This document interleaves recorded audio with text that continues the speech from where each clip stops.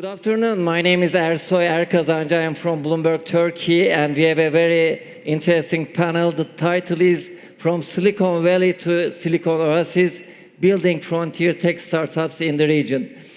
From left to right, Mark Ganzi, CEO of Digital Bridge. Welcome. Raja Al-Mazrui, CEO of Etihad Credit Insurance. Faisal Al-Hamadi, Managing Partner of Further Ventures.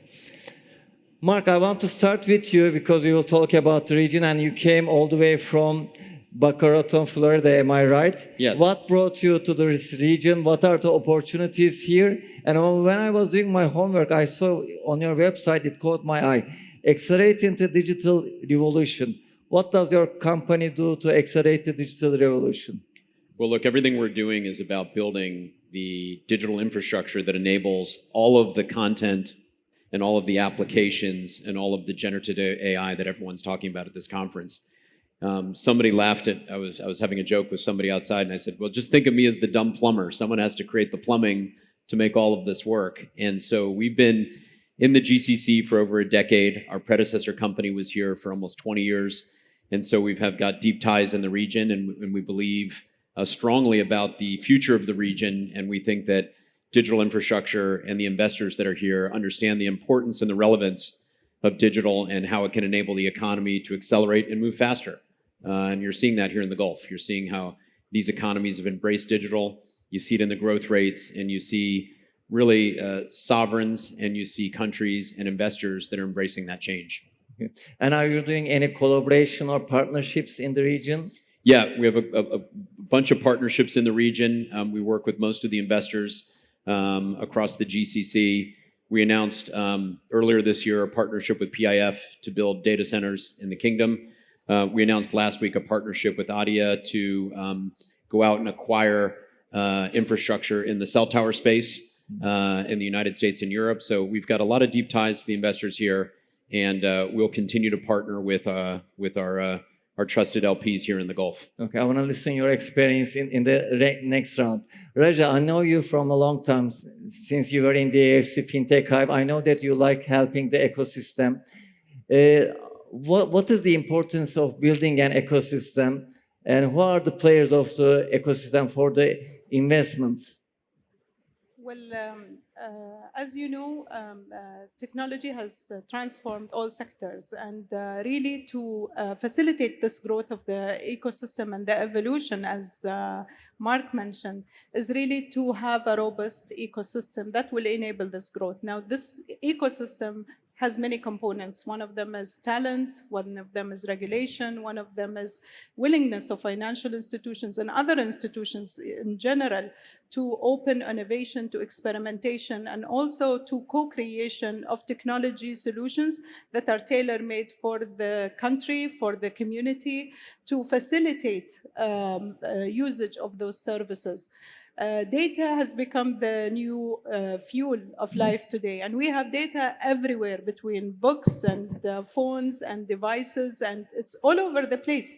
So how can you leverage on that data to contribute to the digital economy? The UAE has a huge economy diversification plan, and digital economy is one of its pillars. And there is a huge opportunity for us as the UAE to contribute to the growth of the economy from the digital economy side by building, investing in the right talent, investing in enablers of technology facilitation platforms, enabling institutions, corporates, and exporting those kind of services and technologies from the UAE to the world. Okay.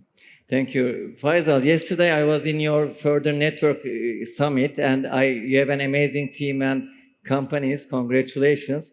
Raja was mentioning about the ingredients of a good ecosystem. She mentioned about talent, regulation, but also she mentioned about partners. And I know that you have good partners like Cumberland and WebN. What is the importance of having a good partner to build a good startup?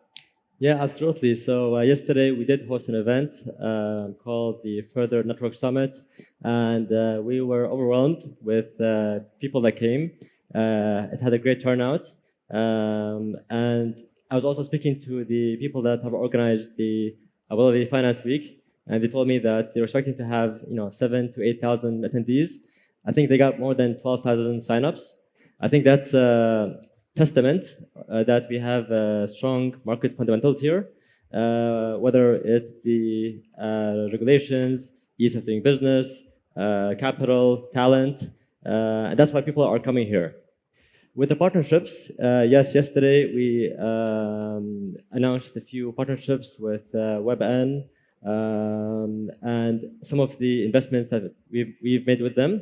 So besides the growth in participants, we've also observed another difference, which is that people come here not only to see what's happening, people are starting to come here because they want to build partnerships and close deals. So yesterday we announced a deal where WebN and Further invested in a company called TwinStake, which provides institutional staking for digital assets. And ADGM is the ideal jurisdiction for this activity. And this is a testament of how all the pieces can come together and to build something unique here in Abu Dhabi. Well, thank you, Faisal. Mark, I know that you are investing in digital infrastructure. How does this can help Abu Dhabi's ambition for building the digital economy? Well, look, you have to start somewhere, right? And I think all the businesses that you're involved in require infrastructure from a perspective of where does that data sit? How is that data created? How is that data stored? How is that data transmitted? And then ultimately, you have to adjudicate between the countries on where that data sovereignty is, and you got to keep that data safe. And so that's a big responsibility. And to enable the ecosystem, if you have good legislative framework like you have here in the UAE, and you have good regulations and data sovereignty is respected, you create a safe environment where businesses want to be. People want to invest here in the UAE, and candidly, people want to put their head-end operations in the GCC. Companies like us want to be here in the AGM because ultimately we feel safe and we feel like it's a place we can do business. And to your point, it's a place where you can make partnerships, and partnerships not just in the sense of capital formation, but true partnerships in the sense of building infrastructure, building ecosystem, investing in people, and investing in the future in the region. I think that's why we're here. That's why we call this location our home. Okay. Raja, can you give some real use cases in UAE, some initiative about the investment or startup ecosystem, or maybe something from the Credit Etihad Bureau? So with regards to the UAE, it has created an inclusive environment for innovation. So between the different emirates and different jurisdictions, you see a lot of initiatives, accelerators, incubators, funds that are set up to enable those startups access the type of help that they need. There are national funds that are put in place to invest in those startups, to take them through the journey of acceleration. And there are all of the programs and the mentorship. And it's a really exciting ecosystem. I have been involved in it for the longest time. And what excites me is really seeing those ideas get mentored into MVPs, and from MVPs to real solutions, to funding, to scaling. And between the different emirates, I think the contribution from the tech startup is quite huge with regards to the digital economy. But building on Mark's point, I would like to highlight that the bigger opportunity for companies that set up and operate from the UAE, whether in tech or trade, is the opportunity to export these technologies and services from the UAE to the rest of the world. And with regards to the ecosystem, I just would like to highlight the role that we play at Etihad Credit Insurance as the export credit company for the UAE government, is to protect those transactions. So for example, of those, and now we started looking at technology services. So if you have a company and you're exporting your services to clients all over the world, then we can also protect your international trade. And building on the comprehensive economic agreements that are being signed by the UAE government to different countries, we can facilitate global trade and investment opportunities for companies from the UAE to access the wider ecosystem. Okay, Faisal, when I look at your portfolio companies, I see fintech, digital assets, digital infrastructure. Are you focusing only on these sectors, and why? So from our side, our strategy is focused on two verticals, fintech and digital assets. And yes, we're focused on a B2B approach because we believe that the technologies and products that we're building here will enable more companies to come and operate here. So if you have a strong foundation in terms of regulations, the next step is you need to also have the key enablers with regards to digital infrastructure. And from our side, when we speak about digital assets, we mean custody, we mean the payment rails, we mean insurance, all the basic building blocks for the companies to operate in our market. So yes, it's great that we have a lot of companies coming to the UAE, but we want to make sure that they localize their products and they're able to tap into the market here. Mark, in the beginning, you mentioned about your relations with ADI and PIF. Are there any lessons that Abu Dhabi can take from this? What are they telling about infrastructure and technology? Well, I think what you see, particularly from here in the UAE, is a strong strategic push into the digital economy. I think if you look at the asset allocation strategy of not only ADIA, but ADIC, EIA, and some of the other sovereign wealth funds and pension systems, you've seen a significant rotation in assets in the last 5 years. You know, if you go back and turn the clock back 5-10 years ago, most of these funds were really allocating capital to liquid strategies and hedge funds and playing in public equities. But now what you've seen is a maturation of those organizations where they're better in the UAE, here in the Gulf. And I think that's a big pivot from where investors were in the region 10 years ago. The other thing is the allocation to digital here in the UAE. If you take a look at the council and you look at how the country has approached digital, go back in time again to 2018, less than 3% of assets being invested were in digital. Today, that's somewhere almost near double digit, almost 9%. And ultimately, this economy, these investors want to be allocated 12 to 15% to digital, whether it's in ventures, whether it's in private equity, whether it's in infrastructure. So digital is really leading the way here. But I think that's a byproduct of really the fact that you have incredibly sophisticated organizations that have institutionalized themselves and are now competing and as I said before, just best in class. Raja, UAE likes to catch future trends, and now everybody's talking about AI, but for you, what will be the top 3 future trends in technology? So generative AI remains as a top trend, and I think it has been discussed in many panels. But you know, with the technology becoming the digital twin of our life, all of the businesses, all the transactions, all the regulators, all the everything is happening on the internet, and the cybersecurity becomes a huge risk for all organizations. And if you've seen the last few months, there've been huge attacks on different institutions with regards to their cybersecurity. So I believe cyber resilience and digital trust is going to be a very important element of the focus of the technology for the next few years. How can the technology prove it's a safe space for all of these transactions, as it's claimed that it's going to speed all of these and make them transactions and make them easy.